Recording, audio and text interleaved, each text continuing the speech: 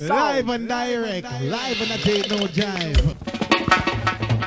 Legalize it. So how much can a koala bear?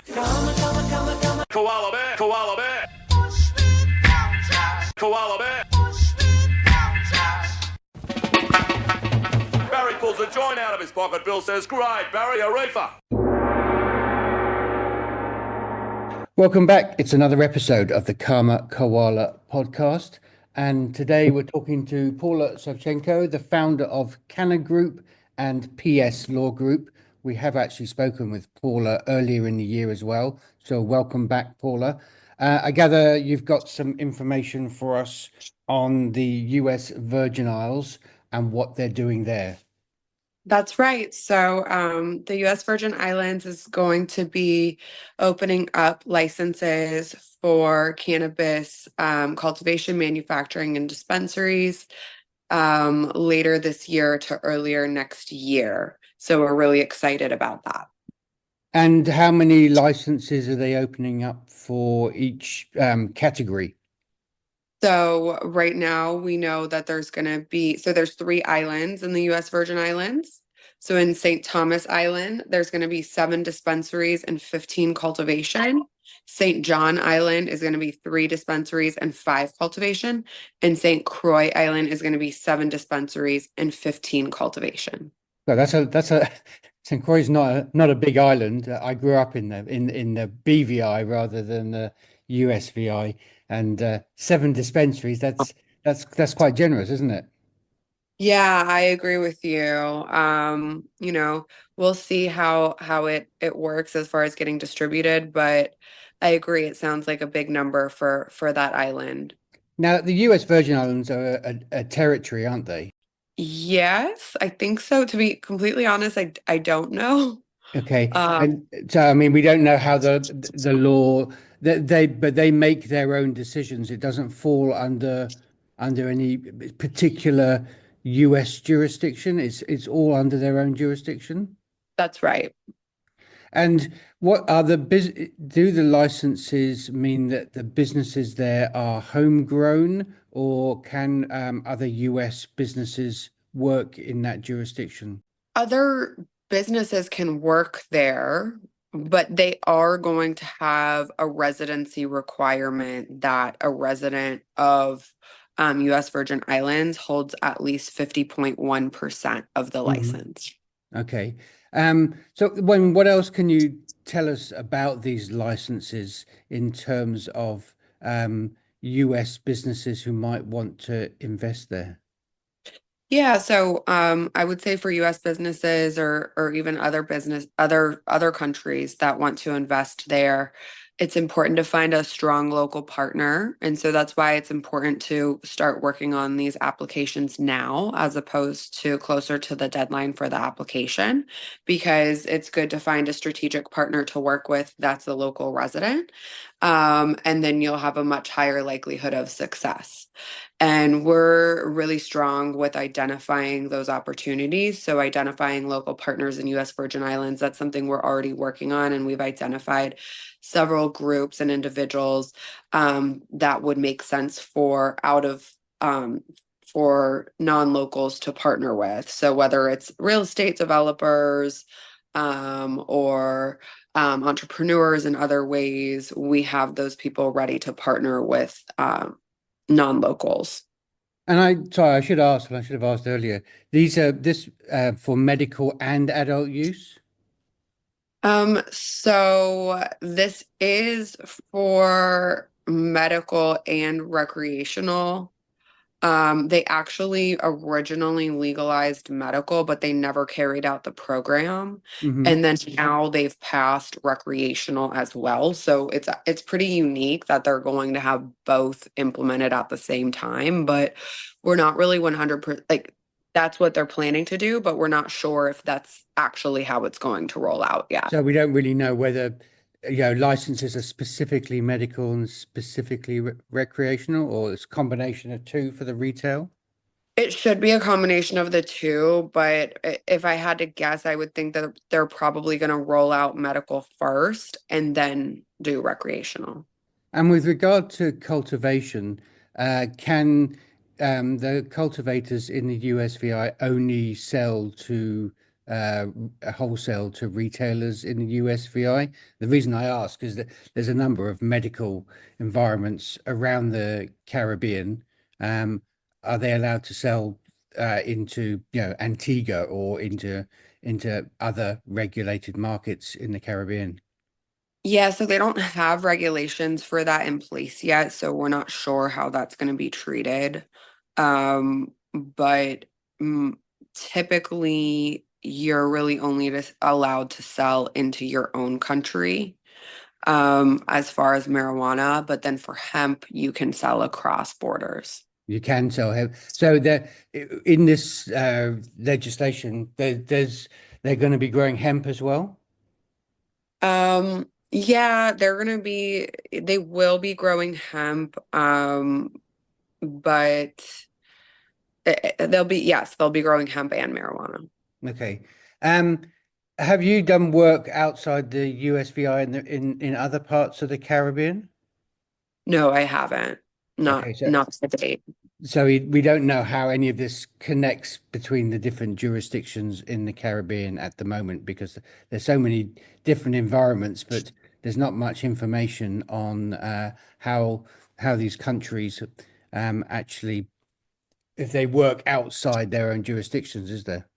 Yeah, so the international cannabis market is really just getting started. Really, Germany is the main country that took the first step to legalize and work with other countries in Europe, for it to be able to cross state lines. There's very specific country lines. There's very specific regulations on how that's handled.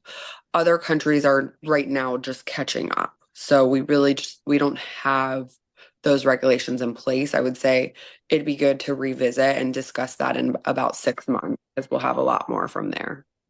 So, I mean, is there anything else that you can add about the USVI that you think that listeners might be interested in? I mean, it seems as though it's the normal story. They're doing a bunch of stuff, but it's a little bit fuzzy what they're actually going to be doing at the moment. I mean, and you said the timeline was what, early next year? Yeah, I think one point I'd like to talk through and is important for individuals interested in this market would be the timeline. So I want to walk through that. So application development should have concluded October 14th, 2024. They're actually still working on the applications now. The micro cultivator licenses should be open, that those applications should have been opened up November 4th, And 2024. so what is a micro cultivator license? Can we define that? It means that I don't remember the cap exactly, but basically that they're able to cultivate and produce a lower amount than the normal cultivation licenses. Hmm. So those were supposed to be opened up on November 4th, 2024. That's going to get pushed back. Laboratory testing licenses are between November 12th to December 4th. So everything's kind of getting pushed back about 2-3 months. Then research and development licenses are between November to January, dispensary licenses December to February, manufacturing licenses January to February, and cultivator licenses May to June. To conclude, all of these licenses should be issued by August 8th, 2025. So we're about a year out until we're going to actually see this market develop or begin to develop. And then from there, it typically takes another 6 months to a year for us to actually have product that's supplied to patients and users. And do you know how many sort of businesses already within the USVI are sort of looking at these licenses? Um, you know, if they're capped, I mean, are there already a number of businesses who've said I want to get involved in this and are looking for US partners, mainland partners? There is a lot of interest both from the local level and out of the country level. And we are already working with 2 groups to apply for a license there. And do you know if anything is just happening over the water in the BVI? You know what? I'm not sure actually. Okay. So what other, unless there's anything else you want to add to the USVI, a wider discussion of, what other work are you doing? And I suppose the question, as you're the first person I've spoken to since Tuesday, or was it Wednesday? So I'm on a different time zone from you. How you view what's going to be happening on the mainland over the next sort of 4 to 6 months. Yeah, no, I think we've covered it as far as the applications in the US Virgin Islands. I guess I'll just conclude there with saying it's important to get started early. It's going to be a competitive process. And it's important to work with someone like us that can help you to work through that process because there's a lot of moving pieces.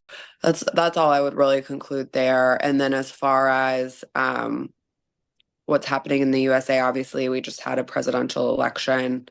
President Trump is now the president again, and it's there's been I was actually on a call last week discussing, which candidate would be better, a better selection and choice for the cannabis industry. And I really came to the point where I don't think that for the cannabis industry there was a better choice because both candidates have supported cannabis in this campaign. And it's just a matter of how it's now going to be regulated and what's going to be pushed forward.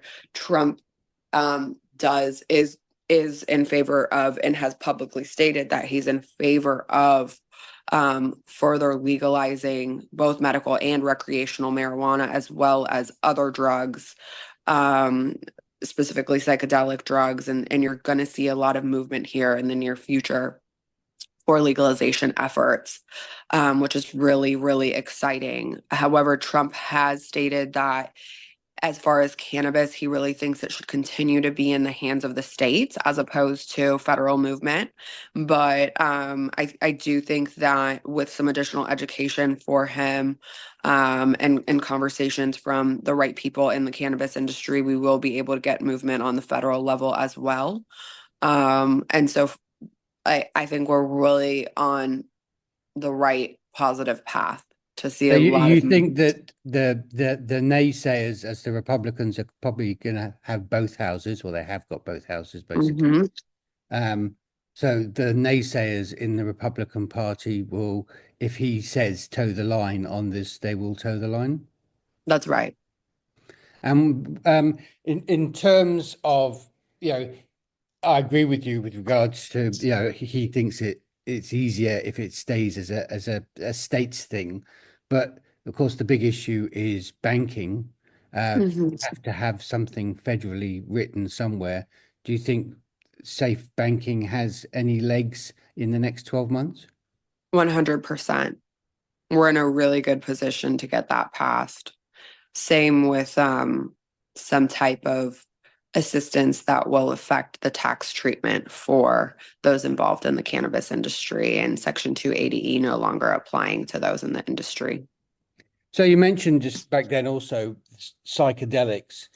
You think there's going to be a lot of movement on psychedelics? I mean, from the legislators. I mean, do you think that's going to come out of DC or legislators around the country? Because obviously, voters are still a bit nervous about it because Massachusetts didn't get over the line this week.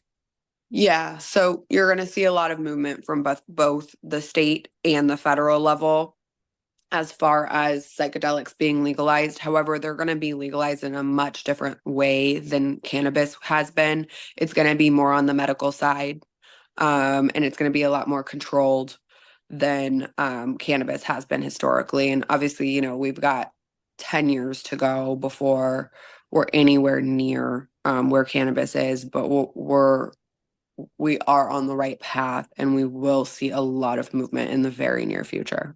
So your firm, your business, are you pivoting to be wanting to be 50% cannabis, 50% psychedelics? Is that what you're looking to do? Yeah, and we've already seen that start happening over the last 6 months to a year because of the state movement into the psychedelics industry, specifically in Oregon and Colorado. We've worked with several groups to help them get set up for licenses to produce and sell psilocybin in Oregon, and we're working with groups in Colorado as well to be set up to do that once those applications and regulations are set in place. And then now on the federal level as well, we're in the very early stages of working with a couple groups on clinical trials and taking new drugs and cocktail drugs through FDA clinical trials, and we're determining the path of least resistance to see if that makes sense to do in the US or in other countries right now, and having several conversations to work through that process. And are you finding in Oregon and Colorado that you're working with groups who come out of that state, or are groups coming because they see more movement in those states? Groups are coming in from other parts of the country and working there. How's that presenting? I would say it's actually a 50-50 mix. Okay. And Mhm. and the groups, I'm interested in the, obviously you can't talk about who your clients are, but I'm interested in those groups who are homegrown.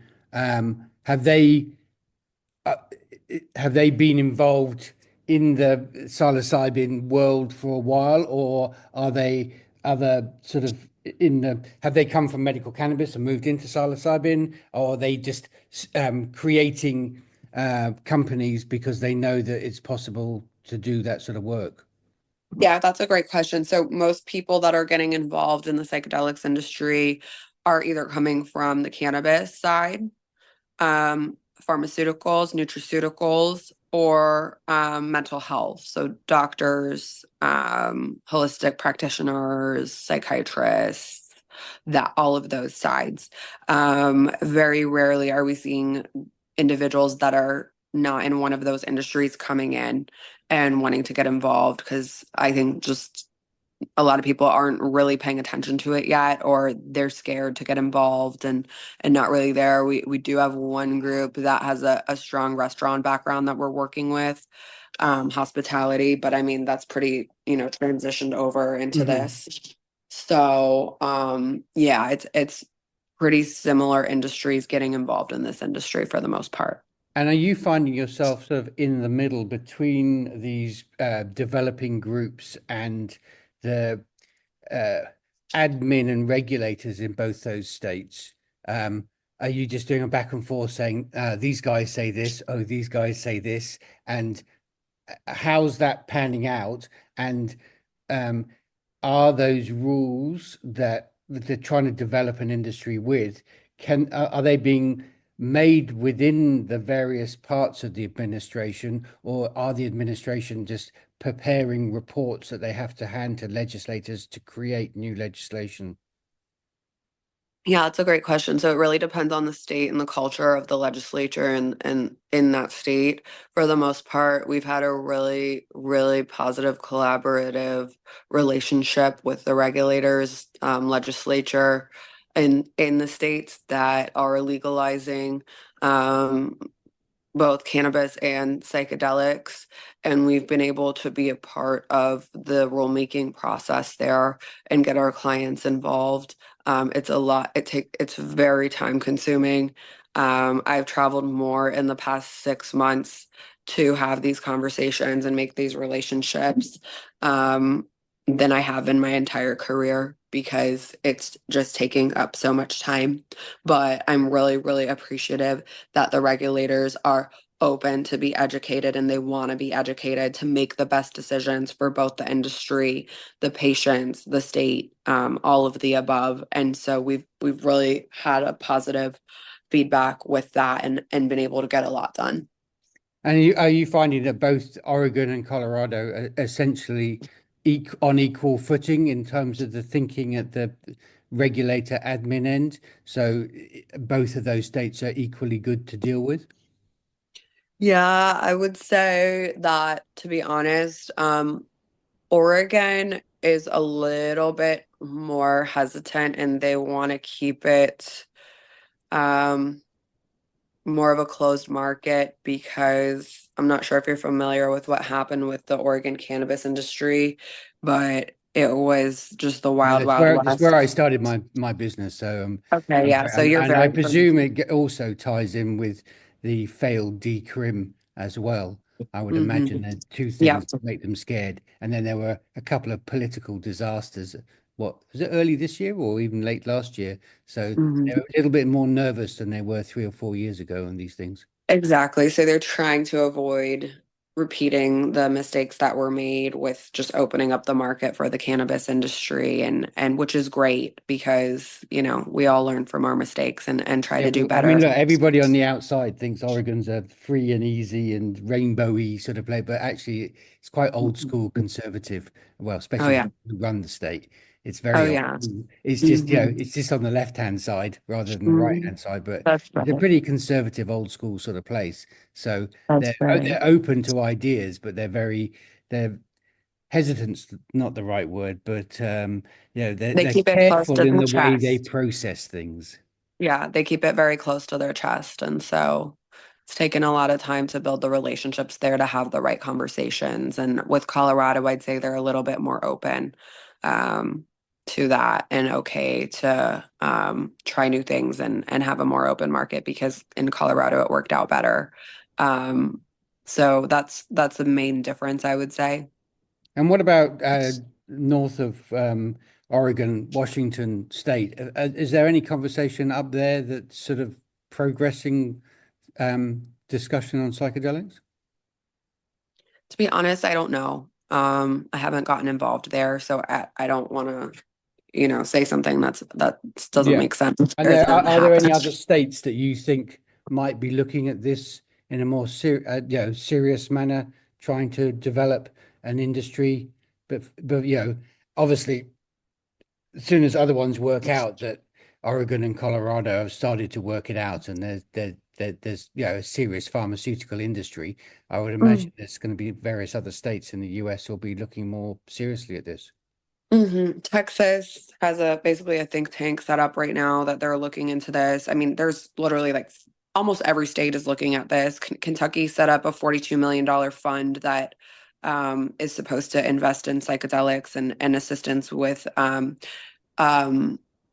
opioid treatment through psychedelics, and that just needs to be implemented. Every state is looking at this, it's just in a different way. And even on the federal level, now with the Trump administration, they're taking a much more holistic approach and going to have a lot more of a positive um, overtaking in the outlook of psychedelics and how they're used in mental health treatment and other treatments. And you're going to see a huge wave forward that's going to be really positive on this front. And it's funny because you said earlier in the conversation that you know your practice is 50-50, but it sounds as though the way you're talking about psychedelics that really your practice will be pivoting more towards that in the upcoming years and away from cannabis. Would that be a good assertion or not? No, cannabis will always be there. And I think, we will be 50-50 in both industries. It's just a matter of um, how much time is needed for getting things off the ground with the psychedelics industry is different and it takes up so much more time because it's so new and everybody's a startup.